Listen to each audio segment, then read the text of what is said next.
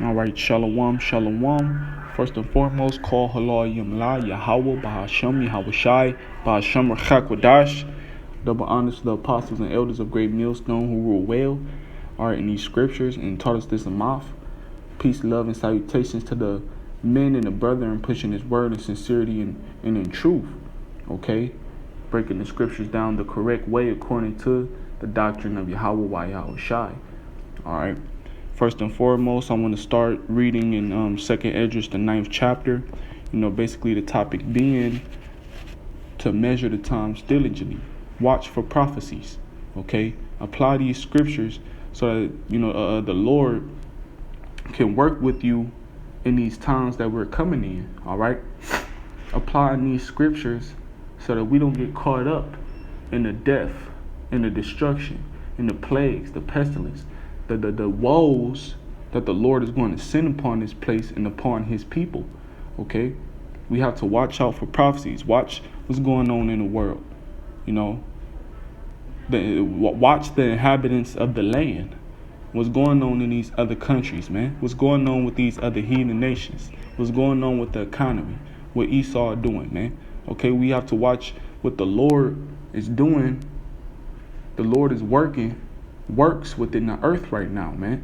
Okay, He's piecing together everything so that prophecy can align up perfectly, and these prophecies can pop off, man.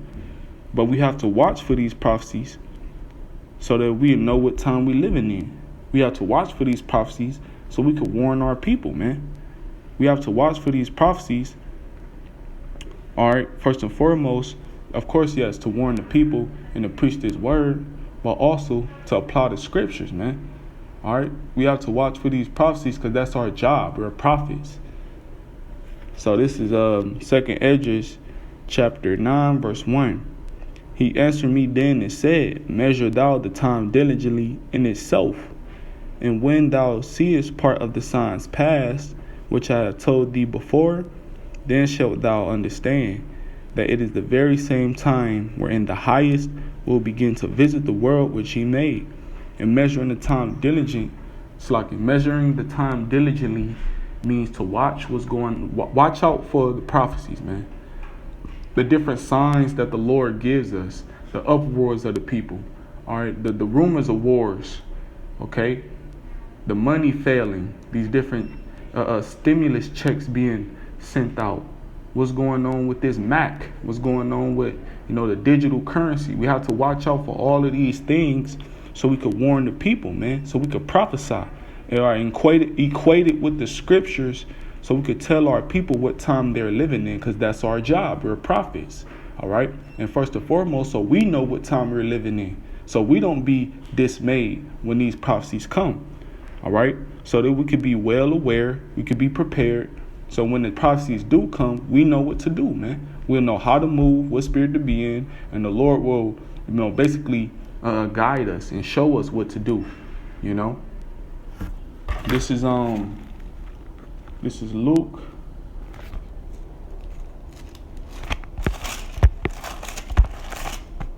Salaki.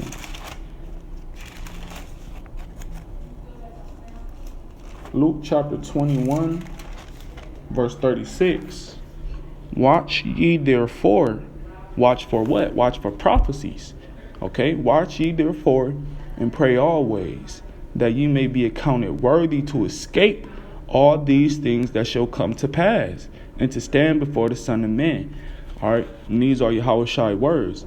We are commanded to watch. We are watchmen. All right, we're supposed to stand upon our watch. Prophesy, man. Prophesy the things that we witness. Prophesy the things that we know. Equating it with the scriptures, man. So when these things do come to pass, we'll be accounted worthy to escape, man. We have to pray that Yahweh Ba'ashem Yahweh Shai give us that covering, that we abide in the shadow of the Almighty. That the Lord, basically protects us, keeps us in His safety, But first and foremost, we have to watch out for these prophecies, man, and pray that the Lord account us worthy so that we escape all of these things that's going to happen. Because the prophecies that's going to happen are going to be terrible, man. Jacob's trouble is coming.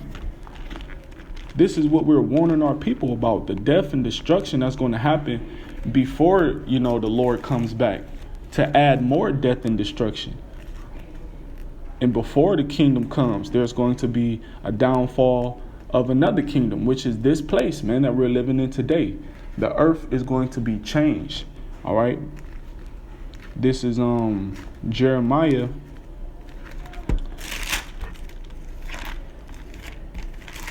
Jeremiah chapter 30, verse 7. Alas, for that day is great, so that none is like it. It is even the time of Jacob's trouble, but he shall be saved out of it. So Jacob's trouble is the time that's going to be great, all right? A time like no other. It's going to be great tribulation, great death, great destruction, great pestilence, all right? Things are going to be taking place that never happened in the world ever before. It's going to be 10 times as worse than the plagues that the Lord sent on ancient Egypt.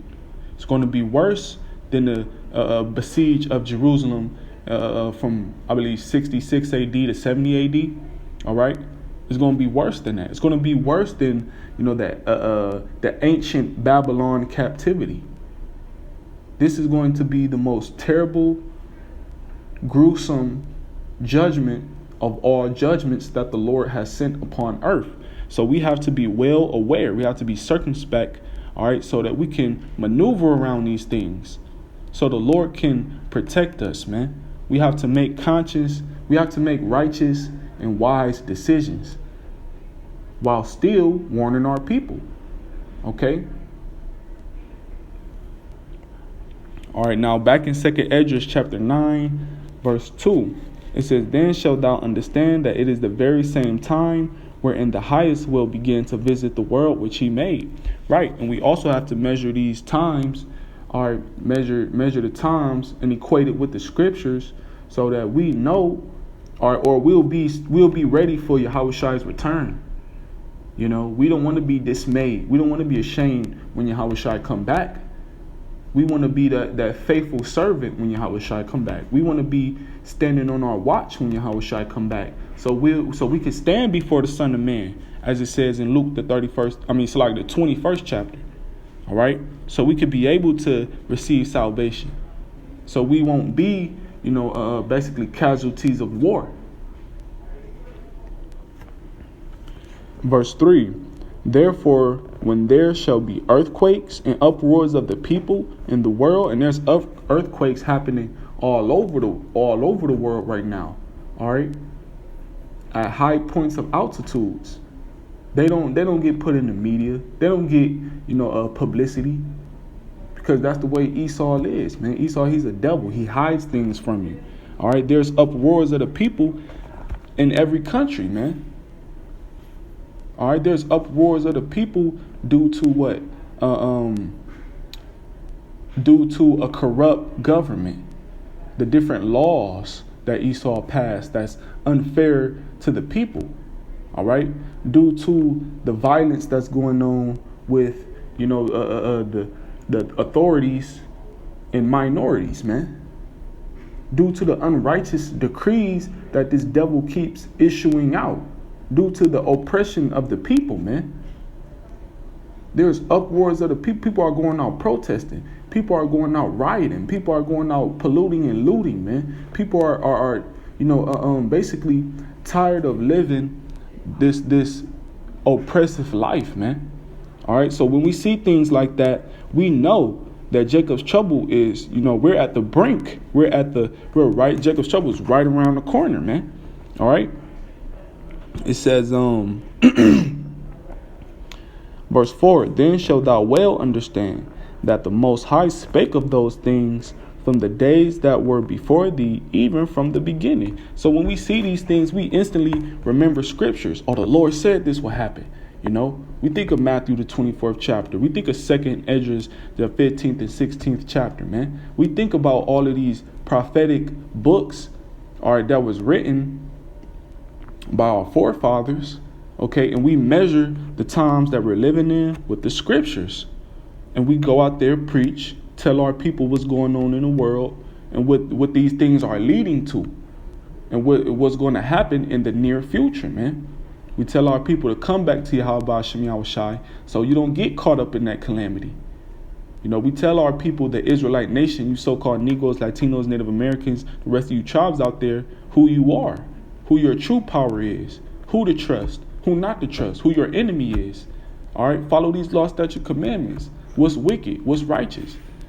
So when these things do come to pass, you can receive salvation when Yahweh Shai comes. So you won't be ashamed in that day. So you could be well protected. All right. But you people don't hear or forbear because you people don't believe. When we tell you about the death, destruction, you people, you feel like it's either, going to happen in another time period or it's not going to happen at all. You people wave the hand, man. Or you people scoff, mock, don't take heed. So, hey, man, we're going to continue to preach this word until the famine of the word comes. All right. We're going to continue to seek out our own salvation with fear and trembling because we know at the end of the day, these prophecies are real. This is, Salakia, bear with me. Romans chapter 3, verse 3. For what if some did not believe? Shall their unbelief make the faith of Yahweh without effect? Yahweh forbid. Yea, let Yahweh be true, but every man a liar. Because Yahweh, he's the one who told our forefathers, the prophets, who wrote these books. He showed them visions of the things that are going to happen, man. He showed them Jacob's trouble. He showed them the destruction of, America. He showed them the kingdom being brought forth. All right. And they wrote it down in books so that it'll be written for our learning here today. So we could preach. All right. So we could fulfill the will of the Most High. So if some don't believe, it's not gonna make prophecy slow up. It's not gonna affect anything. Okay. As far as the Lord's word. Because the Lord is true, man. The Lord is not a liar. It says, as it is written, that thou mightest be justified in thy sayings and mightest overcome when thou art judged. But that's the point, man. All right. So as long as we keep these, testimonies, we know that we're going to be back. We're going to be, basically justified in what we're preaching because we have the faith that these things are going to happen, and they surely are going to happen because they're written in the book, man. This book is the only book that has prophecies, man, that contains prophecies. So we have to prepare ourselves for these things, man. And right now we're preparing by what? Reading the scriptures, studying the scriptures. So we have the word in us. All right. So when that day does take place, matter of fact, when that day does take place, we can be stable. We can have confidence, man. This is Isaiah chapter 33, verse 6. And wisdom and knowledge shall be the stability of thy times. So the knowledge that we have of the scriptures and us applying that knowledge is what's going to keep us stable when you got all hell breaking loose, man. All right. It says, and strength of salvation. So this word is our strength of salvation. The fear of the Lord is his treasure. And we treasure in fearing Yahweh Hashem Yahushai, following these law, statutes, and commandments to the best of our ability, rehearsing righteous acts to the best of our ability.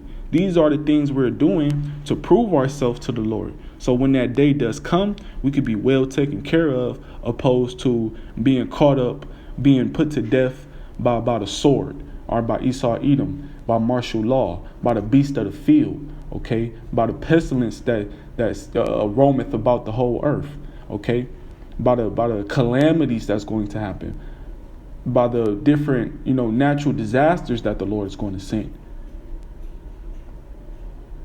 So Lord willing, man, we're of that number, we're of that elect, that we be saved. We have to give diligence to make our calling of election sure. So with that being said, call Halayim La Yahweh, Ba'ashem Yahushai, Ba'ashem Rechak Wadash. Double honors to our apostles and elders of Great Millstone who were well. Shalom, shalom. Abad Babal.